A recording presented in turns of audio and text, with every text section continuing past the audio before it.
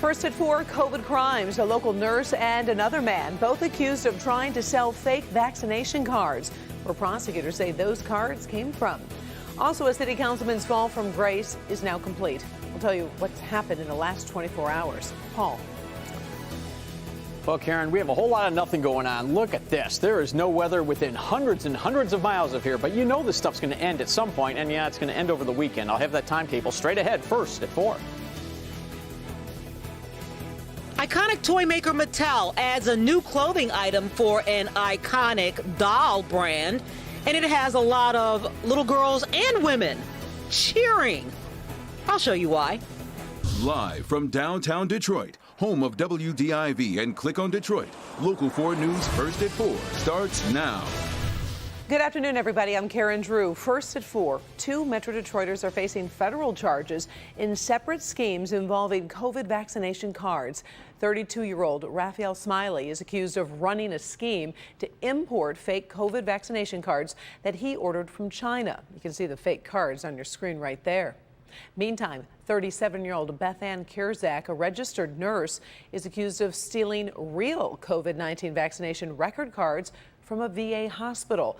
Prosecutors say both sold the cards to Metro Detroiters on social media. Federal agents arrested them today. Kierzak is charged with theft and embezzlement. Smiley is charged with fraud. Now, to a shakeup in the ranks of Detroit City Council, Councilmember Andre Spivey has resigned 1 day after pleading guilty to a felony bribery charge. Spivey admitted to receiving nearly $36,000 in bribes to help a towing company get city contracts. Though his attorney claims Spivey never voted in favor of anything that would benefit the towing company involved. Spivey faces up to 5 years in prison, will be sentenced in January. Governor Whitmer signs off on the new multi-billion-dollar state budget. The total budget will invest $70 billion into infrastructure, health care, education, and child care. The deal includes $196 million to fix 100 crumbling bridges and over $14 million for extreme weather preparations. Also, child care workers will receive a one-time $1,000 bonus. The governor says the budget is an example of what can happen when lawmakers find common ground. This budget really is a testament to what we are capable of when we put the needs of the people of our state first and foremost. So this budget shows that divided government doesn't have to be dysfunctional government. And when we stay focused and we work together, we can get great things done. The budget also includes funding for tuition-free assistance for adults ages 25 and up and frontline workers. We've got some new numbers and new opportunities to get COVID vaccine booster shots. We are tracking Michigan's battle against the virus. The state is reporting more than 6,700 new cases over the past 2 days. That's about an average of 3,300 cases a day. The 7-day positivity rate is close to 9%, which is slightly higher than the last report. We've also seen 100 new deaths linked to the virus, with half identified during a records review. Oakland County has launched its first clinics to administer Pfizer booster shots. We did post a link to more information on the health page at clickondetroit.com. Detroit Mayor Mike Duggan has outlined the city's plans for booster shots. He says infection patterns could put our holiday season at risk and urged people to get as much protection as possible. I can't tell you for certain that it's going to spread, but if you look at the pattern for the last year and a half, we are likely in southeastern Michigan to have a really bad November and December. If it follows the past patterns, that's what we're looking at. While making plans for booster shots, the mayor also urged others to get their first shots. The city is only 45% vaccinated. One personal note from the mayor. Take a look at your screen there. His office confirms the mayor married Dr. Sanya Hassan this past Saturday. Office says it was a family ceremony in Florida. The couple returned to Detroit today after a brief honeymoon. In your first forecast, the sun just keeps shining. It's really gorgeous out there. Meteorologist Paul Gross joins us with a look at the next few hours.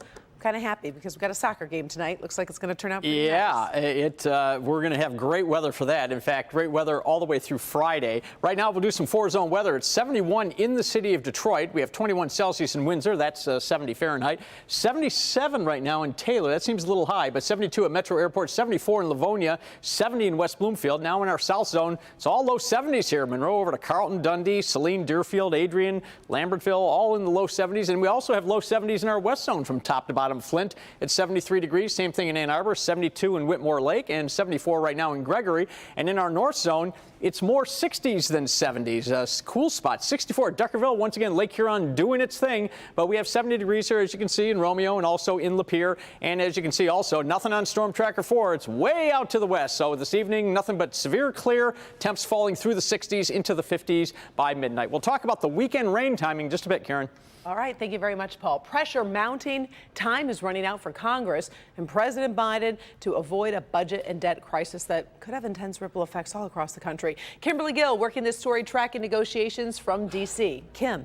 Hi, Karen. Good afternoon. It's been a busy day from Capitol Hill to the White House. President Biden canceled a trip to Chicago to stay in Washington, looking for a compromise on several big spending proposals. The most pressing issue, of course, is the need for a government funding plan. The government runs out of money tomorrow with a shutdown looming Friday.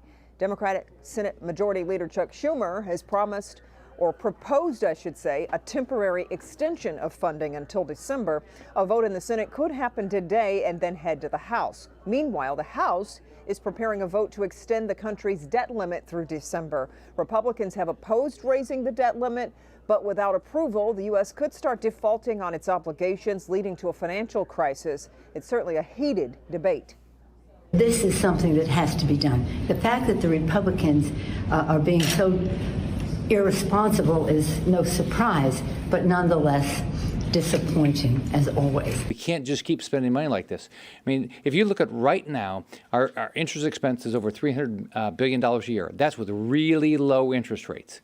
If we go back to normalized interest rates, it's going to be very difficult to pay the interest and also fund all the programs we want to fund: Medicare, Medicaid, Social Security, the military.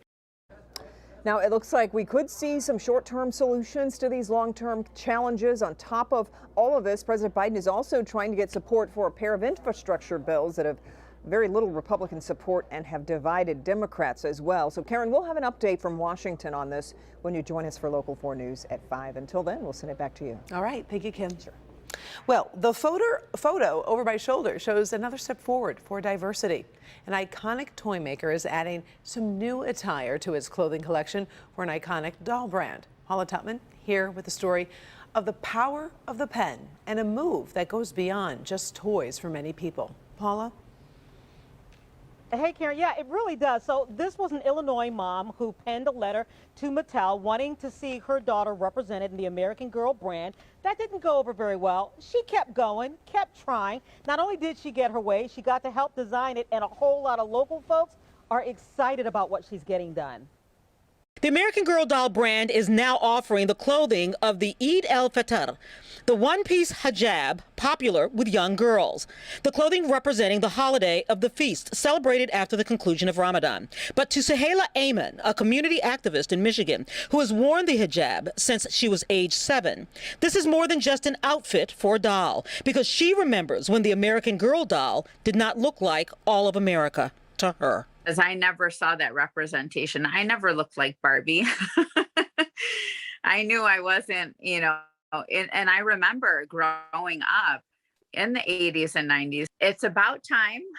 I commend, Mattel for taking on that initiative. In a nation that bills itself as a melting pot, but is so incredibly divided and polarized by almost every aspect of the things that make individuals, Suhaila says this is an occasion to celebrate going back to our actual roots that go beyond the clothing on a doll that bills itself as the American Girl. As we saw the changes happening within American Girl and you started finally seeing dolls coming out in different shades, that was just the first step to really representing what American Girls actually did look like. Lydia Michael is a branding expert. Her company in Detroit, The Blended Collective, has been counseling major corporations of all kinds to embrace diversity, not as lip service, but as part of the genuine tapestry of business. Looking at it from a marketing perspective especially, we see that by 2044, and this is according to the U.S. Census Bureau, 50% of our U.S. population is going to be multicultural.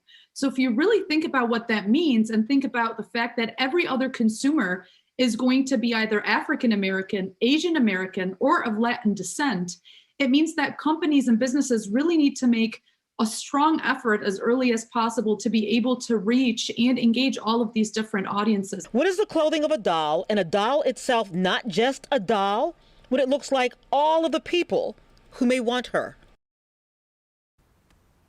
Well, we actually reached out to Mattel, and they actually got back to us just a little while ago, Karen, and they said, we created the new outfits to honor many of the special occasions and traditions girls in the United States and around the world celebrate each year. It's one more way we are celebrating our progress in diversifying our stories, and this created a lot of buzz. With the women folk in the newsroom, we started going back and doing research when dolls started representing us and what that meant to us.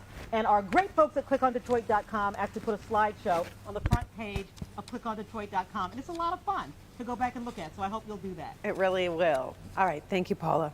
Still ahead, it's a new kind of watchdog that can show you what's happening in your home while you're away, the new gadget and the price you'll pay. Also, residents are told to seal their doors and windows, the dangerous combination on this island. But first, is today the day Britney goes free?